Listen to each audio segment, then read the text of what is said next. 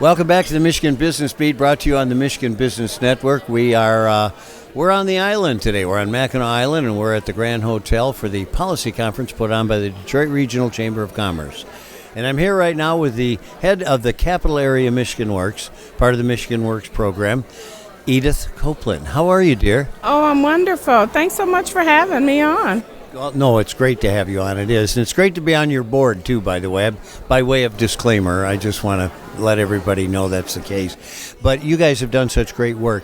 One of the big problems facing business today, you're well aware of because you have so many business clients there, is a shortage of talent, shortage of people. You just recently did something that was pretty cool that made kids start thinking about career choices. Yes, we had the My Career Quest Capital Area, and we had over 3,000 young people, 7th through 10th graders, descend upon the Lansing Center in one day, and we had over 75 employers. And these young people got to do hands-on experiences with these employers in a variety of occupations so that they have a chance to see what they could be. Well, and you know, the interesting thing about this is like we told the people who were there demonstrating what they do, don't look for an employee tomorrow, but do look for an employee in 3 or 4 years and maybe an intern prior to that.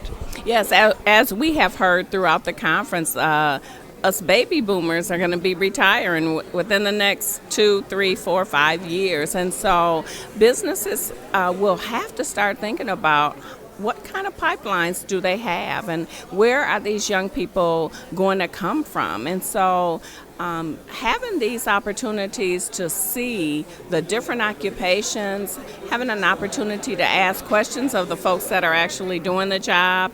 I think as a workforce system, it's our responsibility to let folks know about all the options so that they can have a chance to choose. Well, and a lot of these kids were maybe kids who came from places where they didn't talk about careers and they didn't talk about education, they didn't talk about training.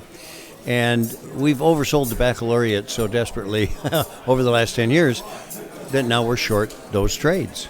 We are, and this gives also an opportunity for folks to do some research on jobs that they think they're going to be interested in, and whether it requires a 4-year degree or whether a certificate is going to get them at least the skills they need to start, because everybody may not be ready to go to college. Everybody doesn't want to go to college, and certainly we know everybody has a story of a college graduate that's living in their parents' basement with $20,000, $30,000, $40,000, $50,000 worth of debt.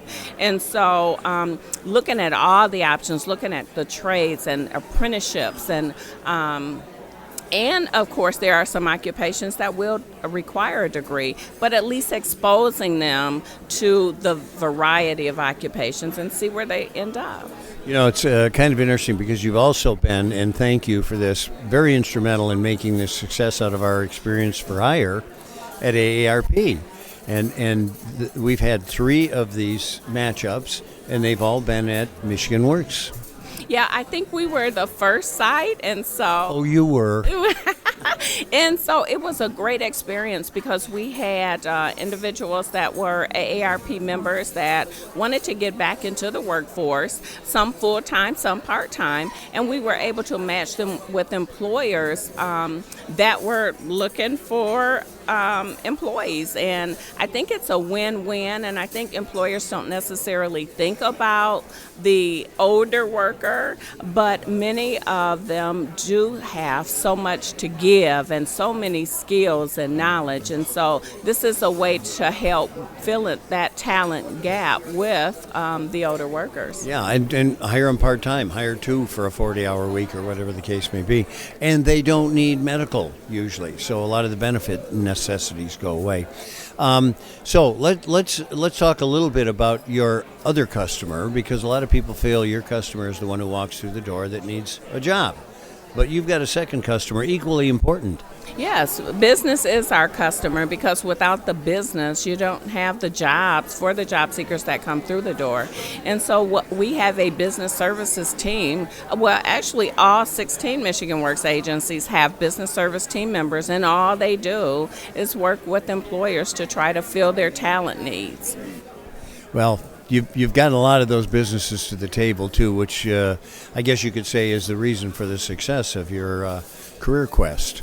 Well, we'd like to think so. And also, I think businesses, they do realize that they have a role to play in helping to get the employees that they're going to need in the future.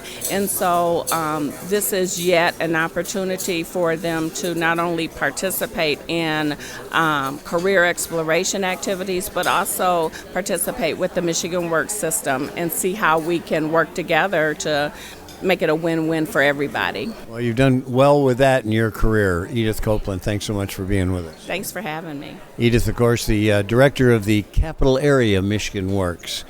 We are here at the Grand Hotel, and we're here for the policy conference put on by the Detroit Regional Chamber of Commerce. I'm Chris Holman. You're listening and watching the Michigan Business Beat on the Michigan Business Network.